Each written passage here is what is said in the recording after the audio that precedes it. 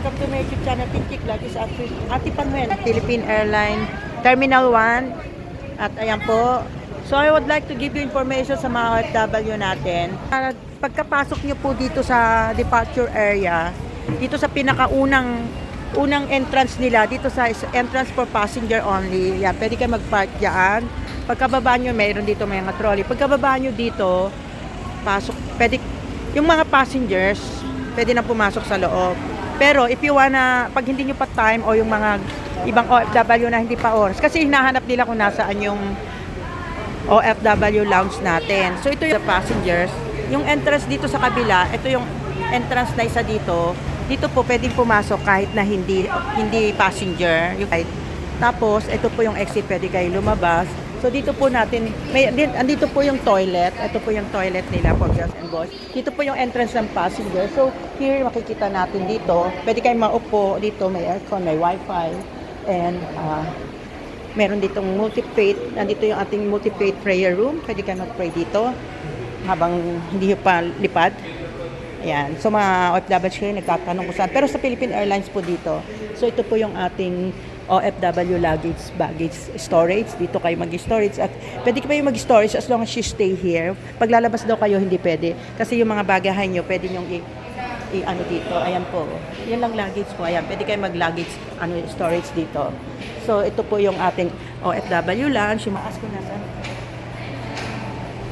malayo masyado yung OFW lounge. So ayan po, makikita natin dito, very convenient po yung place nila. Magre-register ko kasi OFW lang ang pwede rito. Ayan dito.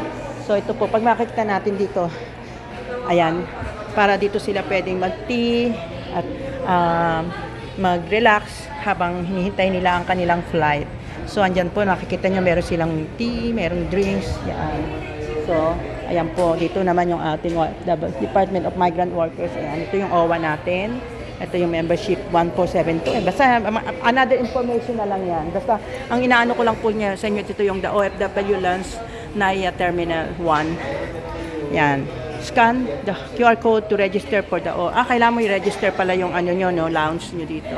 See, step 1, open the camera apps on your phone. Buksan ang camera apps sa inyong telepono. Step 2, point the camera at the QR code so it's clearly visible on screen. Itutok ang camera sa QR code upang ito'y malinaw na makita sa screen. Ayan po ang QR code. Or open your browser in your phone. Type the full URL exactly as shown. Buksan ang inyong browser. Ay, Tagalog, may English naman. OFW lang. Yan, ito po yung inyong registration link. Yan, para sa mga nagtatanong. Step 3, wait for a notification to pop up. Tapos step 4, tap to open the link or action embedded in a QR code. Yan. Yan po ang gagawin ninyo kung wala pa kayo dito. Pero kung nandito na kayo, pwede na kayong directly yan. Siguro. Pero kailangan siguro magpa-register muna kayo. So, ayan po. Ang step. Yan. Po, ayan ang mga friendly staff natin dito. Nagbigay information. So, thank you po sa information. So, for the OFW lands po natin, pag departure kayo, pwede kayong pumasok dito.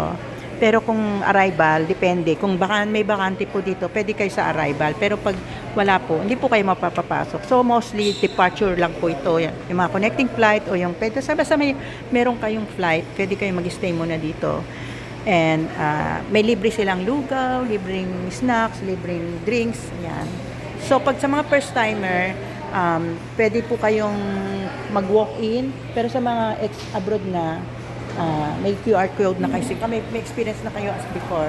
So, hanapin nyo na lang po yung sa Google o sa website na pinakita ko sa inyo. Kasi nag-interview tayo kanina pero hindi natin pwedeng yung mga tao na na-interview natin sa loob, yung mga staff. But nagbigay sila ng some information na, ayan, maganda yung lounge nila dito na may libreng coffee, juice, may libreng snack, may libreng lugaw, at saka pwede kayo mag-stay there. How long? Kahit 24 hours. Kahinga kayo dyan. Basta kayo, meron kayong ticket na yung ID, OFW ID. So enjoy mga ka-OFW natin sa loob ng accounts. At meron din tayo dito multi-faith prayer room. So ayan po. So ito po yung ating, nasa dulo po yung ating OFW lounge. Yan. So dito yung ating baggage storage. Yan. Para at least hindi na kayo mahirapan sa mga So mga naghihintay naman, pwede kayo maupo dito kahit hindi kayo passengers. May wifi dito, may aircon dito, maupo kayo dito mag-wait kahit hindi kayo passenger. Pwede kayo pumasok dito. Nandito ang toilet. Thank you. Mga naghihintay pa. So, kasi ngayon ko lang meron dito. Pero sa ibang airline din meron.